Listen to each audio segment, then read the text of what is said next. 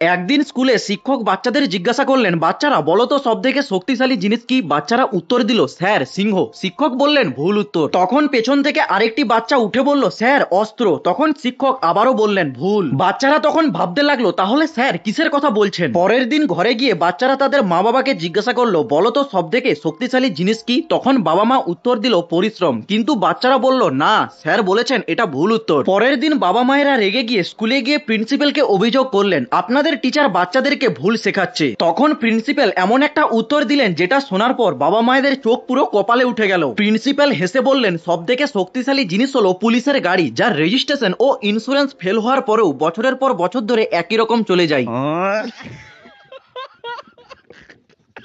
একদিন স্কুলে শিক্ষক বাচ্চাদের জিজ্ঞাসা করলেন, বাচ্চারা বলো তো সব থেকে শক্তিশালী জিনিস কি? বাচ্চারা উত্তর দিল, স্যার সিংহ। শিক্ষক বললেন, ভুল উত্তর। তখন পেছন থেকে আরেকটি বাচ্চা উঠে বলল, স্যার অস্ত্র। তখন শিক্ষক আবারও বললেন, ভুল। বাচ্চারা তখন ভাবতে লাগলো, তাহলে স্যার কিসের কথা বলছেন? পরের দিন ঘরে গিয়ে বাচ্চারা তাদের মা বাবাকে জিজ্ঞাসা করলো, বলো তো সব থেকে শক্তিশালী জিনিস কি? তখন বাবা মা উত্তর দিল, পরিশ্রম। কিন্তু বাচ্চারা বলল, না স্যার বলেছেন এটা ভুল উত্তর। পরের দিন বাবা মায়েরা রেগে গিয়ে স্কুলে গিয়ে প্রিন্সিপালকে অভিযোগ করলেন, আপনাদের টিচার বাচ্চাদেরকে ভুল শেখাচ্ছে। তখন প্রিন্সিপাল এমন একটা উত্তর দিলেন যেটা শোনার পর বাবা মায়েদের চোখ পুরো কপালে উঠে গেল। প্রিন্সিপাল হেসে বললেন, সব থেকে শক্তিশালী জিনিস হলো পুলিশের